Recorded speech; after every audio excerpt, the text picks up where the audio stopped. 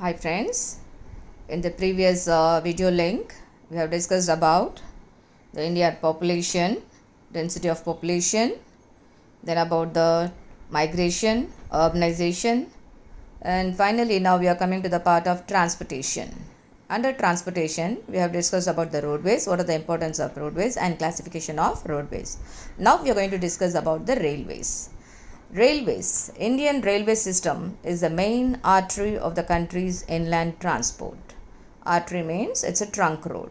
It's an important route in a system of roads or rivers or railway lines.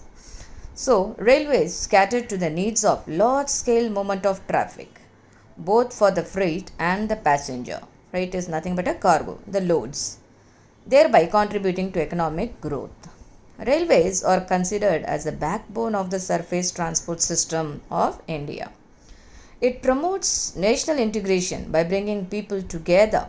It also promotes trade, tourism, education, etc.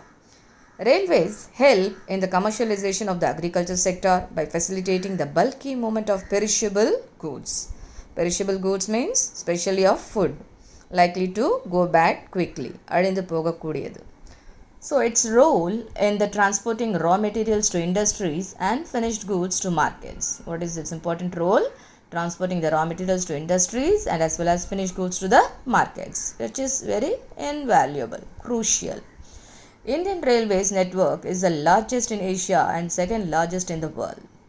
For operations and management, the Indian Railways is organized into 17 zones.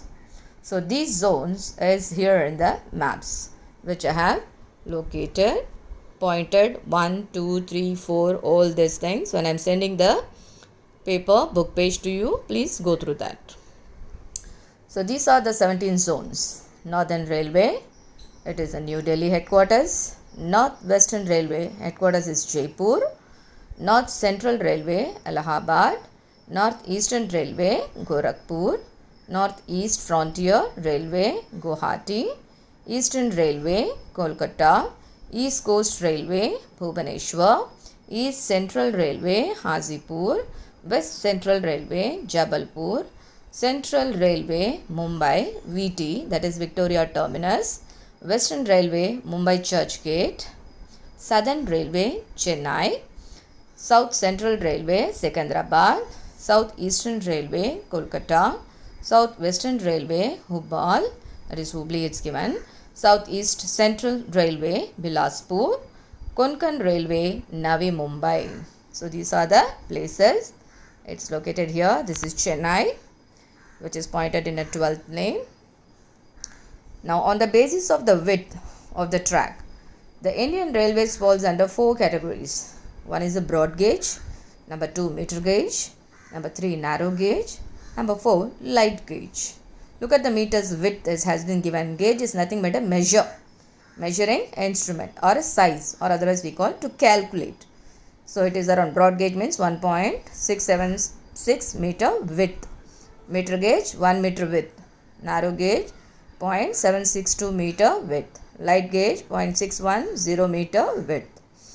So look at this, important. The first suburban railway was started in 1925 in Mumbai. Gatiman Express is the fastest operational train in India. This train connects New Delhi and Agra and touches around 160 km per hour. Now, point 1 in railways. Metro railways in India. Have you heard about the metros? Metro is nothing but an underground railway system in a city. Very first they have introduced in the France, Paris city. Okay. So, metro railways in India. There are 8 cities with metro rail connectivity in India. They are Kolkata in the West Bengal, Chennai, Tamil Nadu, Delhi, Bangalore in Karnataka, Gurgaon, Haryana, Mumbai, Maharashtra, Jaipur, Rajasthan and Kochi in Kerala. The metro in Kolkata is the first one in India. The metro in Kolkata is the first one in India. So it is also called as a Mass Rapid Transit System, MRTS. As of September 2018, India has around 507 km of operational metro lines and 381 stations. The state of Meghalaya has no railway network. Do you know that? Why? Because of the mountainous regions. This is the area of a Meghalaya state. So this is a map for you for the network Indian Railways. It shows you. Now we'll go on with the pipeline transport. Pipelines provided a very convenient mode of transport to connect the oil and natural gas fields, refineries, and to the markets. In the past, these were used to transport water to cities and industries. Now, solids can also be transported through a pipeline when converted into slurry. That means a semi-liquid mixture, cement or coal suspended in water, like that they are transporting. The initial cost of laying pipeline is high, but subsequent running cost is minimum. It can be laid through difficult terrain as well as underwater. It ensures steady supply of goods and reduces the transshipment which losses and delays. This is a map for you for the railways. There is a key, metro gauge, broad gauge under construction, electrified, zonal headquarters and major junctions. Look at that oil field in Upper Assam to Kanpur, from Salaya in Gujarat to Jalandhar in Punjab, and gas pipeline from the Hazira in Gujarat to Jagdishpur in Uttar Pradesh. Now, waterways. A waterway is an important mode of transport for both the passenger and cargo traffic in India. It is the oldest and also the cheapest means of transport and most suitable for carrying heavy and bulky materials from one country to the another country. It is a fuel efficient and eco-friendly mode of transport. The water transport is of two types. What are the two types? Inland waterways, ocean waterways, that is sea routes. Inland waterways. India has an extensive network of inland waterways in the form of rivers, canals, lakes and backwaters. What are the network they have? Rivers, canals, lakes and backwaters. It depends upon the depth and the width of the waterways and the continuity of the water flow. You can use the waterways, inland waterways. For the development, maintenance and regulation of national waterways in the country, the Inland Waterways Authority was set up in 1986. The major national waterways are National Waterway 1, Waterway 2 and National Waterway 3. From where to where it extends? Look at now. National Waterway 1. It extends between Haldia and Allahabad, which measures around 1620 kilometer and includes the stretches of the Ganga, Bhagirathi, Hooghly River system. National Waterway 2. This waterway includes the stretch of the Brahmaputra River between the Dhubri and Sadia, a distance of around 891 km. National Waterway 3. This waterway extends between Kollam and Kottapuram in the state of Kerala, that is in the south. It is the first national waterway in the country with 24-hour navigation facilities along its entire stretch of 205 km. This is one of your fourth brief answer. Oceanic routes. Oceanic routes play an important role in the transport sector of India's economy. About 95% of India's foreign trade by volume and 70% by value moves through the ocean routes. Coastal shipping plays an important role in the transport of bulk goods in India. Shipping is not only the most economical mode of transport, it is also an environmental friendly mode. So the sea and the oceanic routes are mainly used for international trade and are connected through ports. There are 13 major and 200 minor or intermediate ports in India. We'll see in the map which are the 13 major ports of India. The major ports are administered by whom? By the central government, and minor ports are managed and administered by the various state governments. So under each and every state governments, they are going to be taken care of the minor intermediate ports. Only the major ports, 13 major ports are under central government. What are the major ports? The major ports divided into East Coast and the West Coast. Now the East Coast are Kolkata, including Haldia Dock, Paradip, Visakhapatnam, Chennai, Ennore and Tuticorin. The major ports on the west coast are Kandla Port, Mumbai, Navaseva, that is Jawaharlal Nehru Port, New Mangalore, Marmagaon and Kochi. So these are the 13 major ports, both is locating in the east coast and as well as in the western coast of India. India has 4 major shipyards. One is Hindustan Shipyard, which is located in Visakhapatnam, Andhra Pradesh. Okay. Garden Reach Workshop in Kolkata.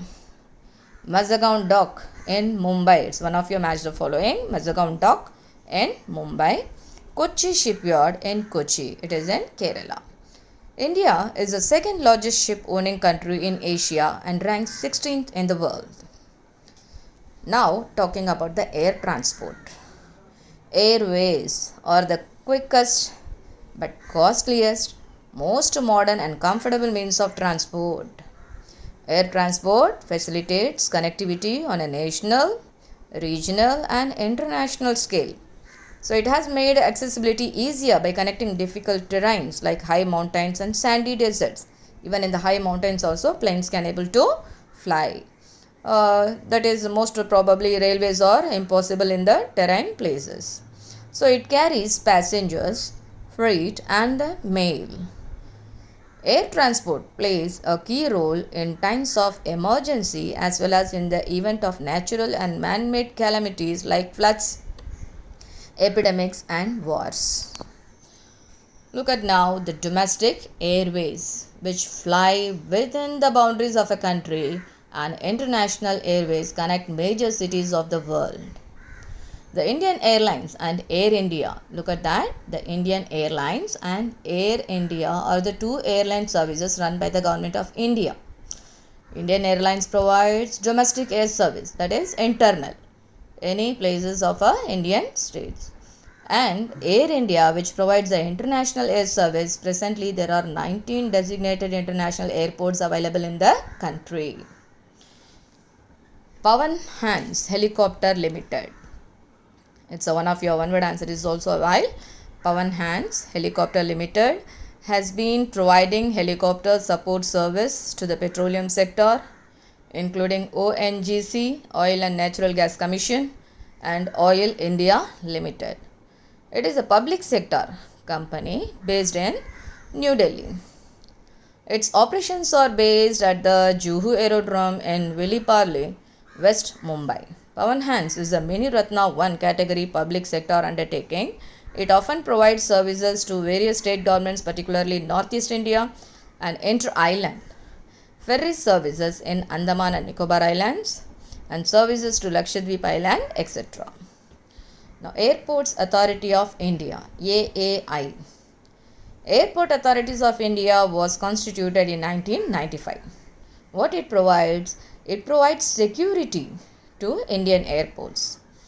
AAI, Airport Authority of India, under the Ministry of Civil Aviation, is responsible for creating, upgrading, maintaining and managing the civil aviation infrastructure in India. So these are the different types of modes of transport we have studied. Now we are going to discuss about the communication. You know very well, communication is very, very important.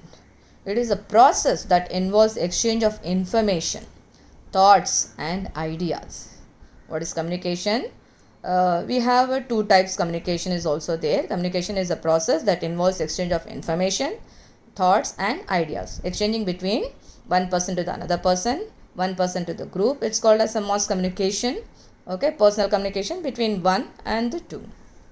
So like here, technology does wonders in communication fields.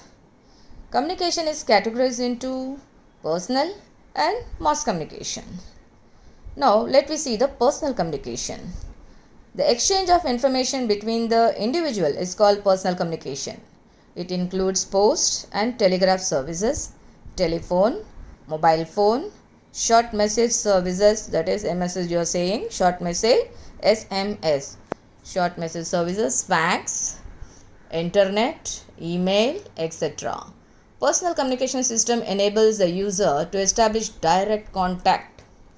The Indian postal network is the largest in the world with 1,55,000 post offices. Of these, more than 1,39,000 post offices are located in rural areas, that is in the village areas. The postal service was opened to the public in the country in 1837.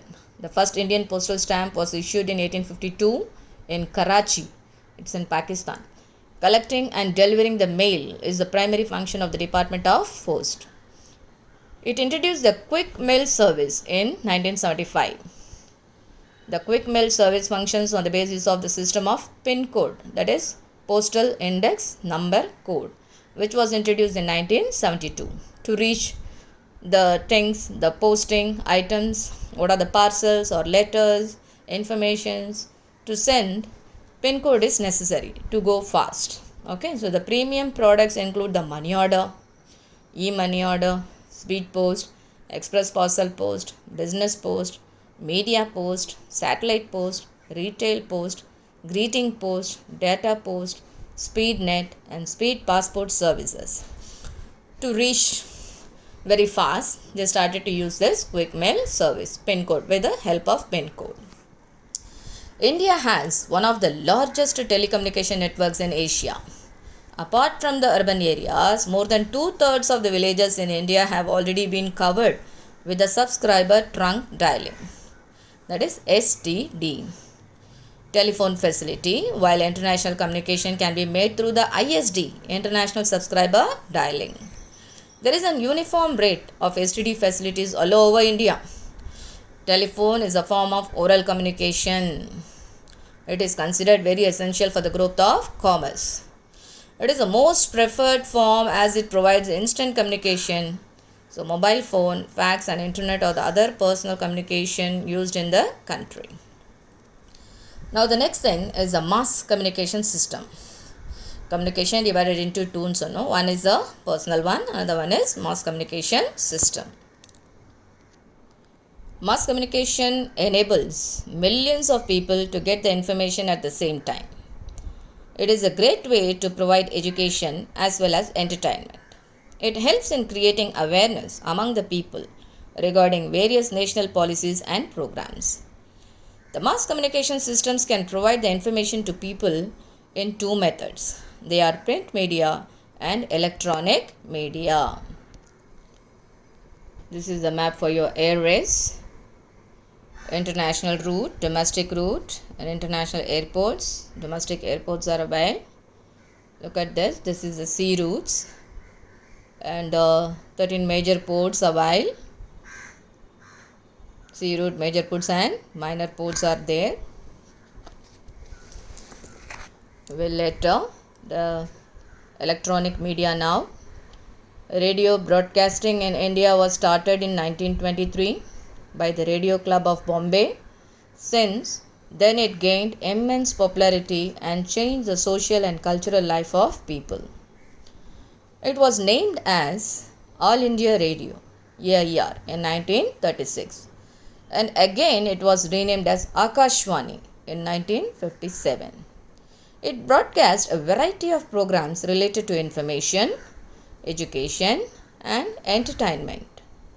Special news bulletins are also broadcasted on the special occasions like session of parliament and the state legislatures. Now the television broadcasting has emerged as the most effective audiovisual medium for the disseminating information and educating the masses. Television network in India is known as Doordarshan television. Tele means Dur, vision means Darshan, DD, which started common national program services and it is extended to the backward and remote rural areas. Internet, that is contraction of interconnected network, is a global system of interconnected computer networks that use the internet protocol suite to link devices worldwide. Social media or the interactive computer mediated technologies that facilitate the creation and sharing of information, ideas, career interest and other forms of expression via virtual communities and networks. Print media, newspapers or otherwise journals or the most common but powerful means of communication come under the print media. India has many newspapers which carry information on local, national and international events to the people. Now we are discussing about the satellite communication. The use of satellite in getting a continuous and synoptic view of larger area has made this communication system very vital for the country. Satellite images are used for weather forecasting, monitoring of natural calamities, surveillance of border areas, etc. The communication through the satellites, which emerged as a new era in communication in our country after the establishment of Indian Space Research Organization, that is ISRO, in 1969. It's an important detailed answer for you. Satellite networks. Satellite system in India can be grouped into two. The first one is Indian National Satellite System, INSAT. Number 2, the Indian Remote Sensing Satellite System, IRS. The INSAT, that is Indian National Satellite System, established in 1983, is a multi-purpose system of telecommunication, meteorological observation and for various other programs. The INSAT series are used for relaying signals to television, telephone, radio, mobile phone. So it is also useful in weather detection, internet and military application. The INSAT series, GSAT series, Kalpana 1, Hansat, EduSat or the major communication satellite used for communication purpose. GSAT 7A is a recent launch December 19, 2018 for communication programs. INSAT 1B launched on 30th August 1983 is the first communication satellite in the INSAT series. So it's an important second detailed answer for you. Now finally we are going to discuss about the trade. Do you know what is trade?